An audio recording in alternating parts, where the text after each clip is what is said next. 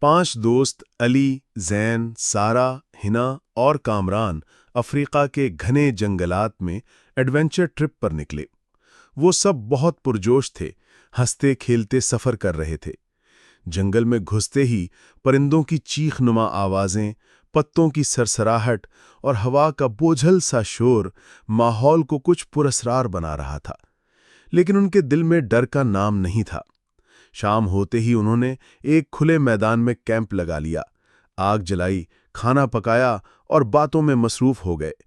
लेकिन जैसे ही रात की गहरी खामोशी ने जंगल को अपनी गिरफ्त में लिया, झालियों से सरसराने की आवाजें आने लगीं। शायद कोई जानवर होगा, जहन ने लाइट मार कर देखा। अचानक घास में से लंबे, चमकते सियाह सांप निकल आए। ये आम सांप नहीं थे, इनके मुंह में दोहरी जहरीली जबान थी, आंखें सुर्ख और जिस्म पर अजीब सी चमकदार धारियां। सांप तेजी से कैंप पर टूट पड़े। सबने सामान छोड़कर दौड़ लगा दी। सांप पीछे पीछे, फिसलते, लपकते, जैसे उनकी बू सूंघ रहे हों। वो पूरी रात दरख्तों के बीच भागते रहे, सांप उनके पीछे पीछे। सुबह के वक्त वो एक चट्टानी गार के करीब पहुंचे। सोचा कि शायद यहां सांप ना आए, लेकिन गार के अंदर जाने से पहले ही अजीब सा गहरा गुर्राजदार शोर सुनाई दिया। अंदर से एक खौफनाक मखलूक निकली। लंबे पंजे, स्याह बाल, बड़ी खून आलूद आंखें और नोकीले दांत जो धूप में चमक रहे थे।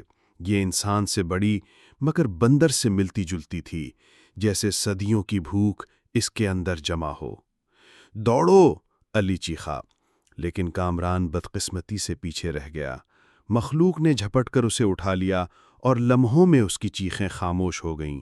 बाकी 4 दोस्त कांपते हुए वहां से भाग निकले, मगर उनके दिलों में ये मंजर जलता रहा।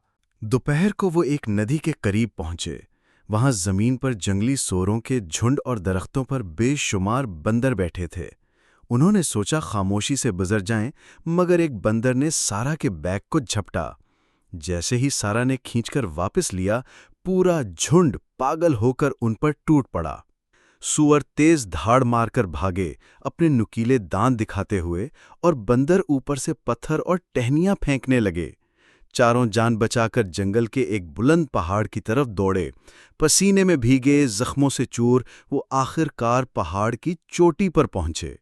पहाड़ की चोटी पर पहुंचकर वो हाँफते हुए जमीन पर बैठ गए। सारा ने कहा, आखिरकार हम बच गए। लेकिन उनके कदमों के नीचे मट्टी में हरकत हुई। जमीन में से बड़े स्याह कीड़े निकलने लगे, मोटे, लंबे, और उनके जबड़ों में जहरीला सब्ज माया टपक रहा था। कीड़े अचानक उन पर टूट पड़े। एक ने अली की टांग में काट लिया, दूसरा हना के बाजू में धंस गया।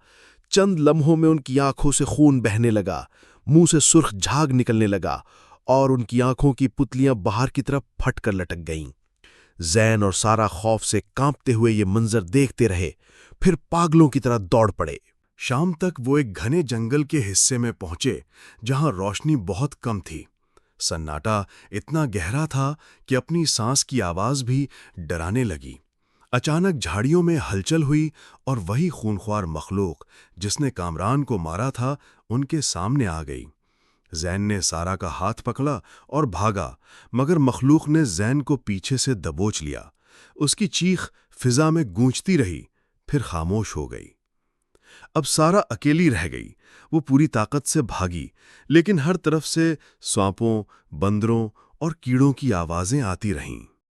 रात के अंधेरे में सारा एक खुले मैदान में आकर रुकी, ये सोचकर कि शायद वो बच गई है। अचानक उसके कदमों के नीचे जमीन नरम हुई और वो मट्टी में धंसती गई। नीचे से दर्जनों जहरीले हाथों जैसे पंजे निकले और उसे घसीटकर तारीकी में ले गए। सुबह जब सूरज निकला, उस जगह सिर्फ कीचड़ और चंद सुर्ख धब्बे बाकी थे।